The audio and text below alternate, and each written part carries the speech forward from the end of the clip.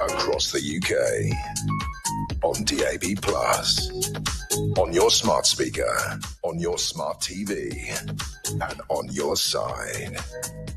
This is Talk.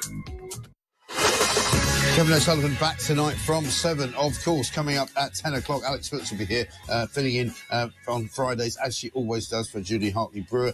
Will the women of America still be having sex with their female partners? Is now a good time to invest in the sex toy market, says Clayton in Dartford. That's enough of that sort of talk. We're not looking for that kind of conversation at all. But women in America are apparently revolting. I don't mean that in any way as a slight against my ex-wife, who happens to be American. Let's get a voice note from Kevin on Trump meltdowns. Good morning, Mike. Kevin from Cornwall again. Just an observation, really. I think the sort of people that are losing their minds over the Trump victory, pretty much the same sort of people that lost their minds over the Brexit result. It seems that they struggle to deal with that good old-fashioned word, democracy. Or am I wrong, mate? Cheers, bud.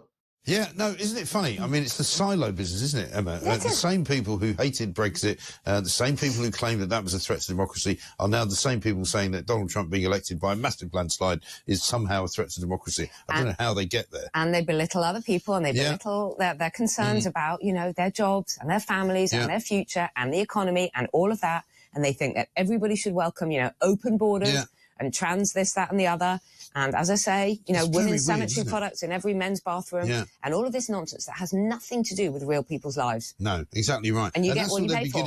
That's what they're beginning to say in America, that, you know, actually Kamala Harris was the kind of Corbyn moment for them, for the Democrats. They moved so far to the left, they forgot their base, they forgot what working people want. Working people don't care about transgender. They don't care about whether you've got it doesn't affect most penis of us. or not if you're a woman. No, nobody's interested. Let's have a look, though, carrying on with the conversation about asylum seekers. Rupert Lowe, a great man, he was one of the 5 Reform MPs, asked a question yesterday to Angela Eagle from the government about asylum costs. Have a look.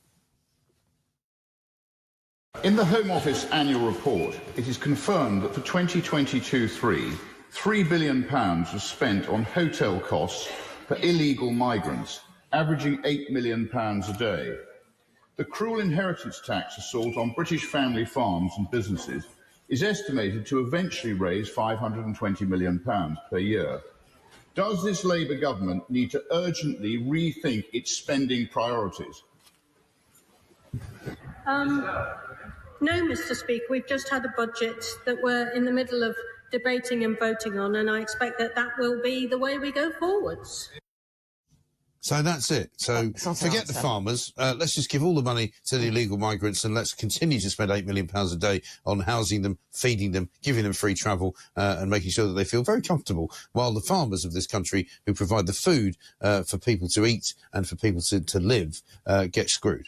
I hope this farming thing doesn't just get swept under the carpet. I mean, her answer there was an absolutely non-answer. This will be the way we go forward. Now, he asked a specific question there about those costs and got no answer, which, of course, no one ever gets any answer from Labour. No, because, of course, Labour's answer is, well, we're doing the right thing because we're Labour and we are good people. Exactly. Well, you're not, actually, because you're screwing the country.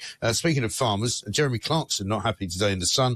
He's apparently furious after being told that a sort of tractor demo that they were going to have coming up in the next couple of weeks, November the 19th, has been cancelled by the police. The police say they haven't cancelled it, so there's a bit of a mystery. But basically, apparently, the sort of the tractor revolt will not go ahead. Well, it does sound quite spicy in the middle of Parliament Square. Yeah. But that was a big demo, big rally that was planned for November the 19th. Apparently, the NFU can still lobby Parliament, so they're still planning to do that on that day. Yeah. But there has been some talk of the security concerns from the police. But, I mean, do they understand? I mean, the Sainsbury's boss has been talking about this really does threaten our food security. Yes. The fact that, you know, businesses, farms will collapse because of this. Oh, they will. You know, small farms rely on the fact that this is how it runs. They pass them on to their... It's a family business. And also what they've done, Labour, like everything that they've done and they've looked at in the budget, is they've only seen the bottom line. They haven't looked at what's behind the figures. Yes. And they see multi-million-pound sort of turnovers.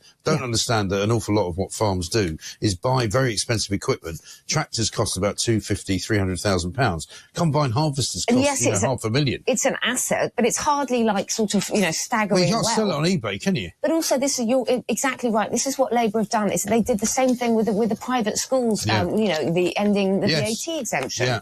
They don't realise that when you end that exemption, you then put greater pressure on state schools, and it costs a lot more to fund people in state schools than it does when parents are paying for it. Exactly right. Now, we've talked a lot about American politics this morning. What we haven't done is talked about Joe Biden. He, as I said yesterday, earlier on today, made a pretty sensible speech, actually. Let's have a look at a bit of it on the peaceful transition of power. The people vote and choose their own leaders, and they do it peacefully. And we're in a democracy. The will of the people always prevails. Yesterday, I spoke with President-elect Trump to congratulate him on his victory. And I assured him that I'd direct my entire administration to work with his team to ensure a peaceful and orderly transition. He actually didn't look that bad yesterday. 11:30 in the morning, mind you. I think he's better in the morning than he is in the afternoon. And he was probably pumped full of something or other to make sure he didn't sound quite so deranged as he normally does. Because the last clip we had of him, he was talking about, kicking somebody's ass. And actually basically being horrible to Donald Trump. Now suddenly he's being, conciliatory. But that's a good thing, isn't it? Yes, I thought he looked quite happy, actually. Yeah. He was being conciliatory. So that's especially important with the whole Trump thing because, they were always accusing him of inciting violence. Right. And, this peaceful transition thing is very important. But I thought he looked really quite chipper there and quite relieved as well. Yeah. I think a bit like Rishi Sunak when it came to an end, when it was suddenly all over. And he was suddenly good. I mean, look at Keir Starmer now. I mean, the man looks haunted. He looks haunted, every time you see him, he looks defeated, like he doesn't know what he's doing. Deflated. Hates the job. Yeah. There's already people saying, actually, that he's having conversations with people going, I'm really not enjoying this. I'm not enjoying this. Sure not what I thought it was going to be. And I'm not sure I'm up to it. Well, he's really, really not. No. He looks like someone's sucked all the colour out of him and he's just gone really grey and flabby. Rabbit in the headlights. Well, when you saw that clip of him talking about, yesterday, education and we're going to scrap all university fees. It was only 4 years ago. But he looks about 20 years younger. He does look about 20 years younger. I mean, yeah, it does. I mean, look at Tony Blair. Definitely being in power ages you. But no, I mean, good for Joe Biden because I think actually, I mean, it's embarrassing that Starmer was one of the last to actually bother to ring. Yeah. Weirdly holding his mobile phone to ring Biden. I think that Macron even spoke to Biden before he did. Who else spoke to him? There's quite a few. I think Putin spoke to Trump before he did. Yeah, it's a great piece of the Times, actually, by Katie Perrier today about what it was like when she was working with Theresa May when Trump was in the first time. Yes. And we're going to try and get Katie on later on to kind of elaborate on that because she's a wonderful woman. But the kind of the ins and outs of how you have to do all that stuff, like make sure you don't get too far down the line so that you're, the last person to speak to him, make sure that when you do speak to him, you have something interesting to say. I mean, it's all very interesting as a sort of dance macabre, isn't it? Anyway, listen, a couple of quotes coming in here. Carl says, prisoners now have the privilege of having phones in their cells as well as laptops so they can communicate with friends, family, or control their gangs. Well, they're not meant to, are they? Lisa says, why do the asylum seekers have to travel, raid their claims? What about Zoom calls on their new iPhones to replace the ones they threw in the sea? And David says, Mike, I'm a taxi driver in Newcastle, and illegal immigrants get free taxis to and from their hotel, to the dentist, to the doctor, or to the hospital. It really is staggering, the amount that they get. And I'm sorry, that is an encouragement to come to this country. It is absolutely utterly ridiculous. It's 6:45. We're already nearly done for the first hour. Incredible. Emma Wolf is here. Coming back, we will tell you about the chicken and the egg situation.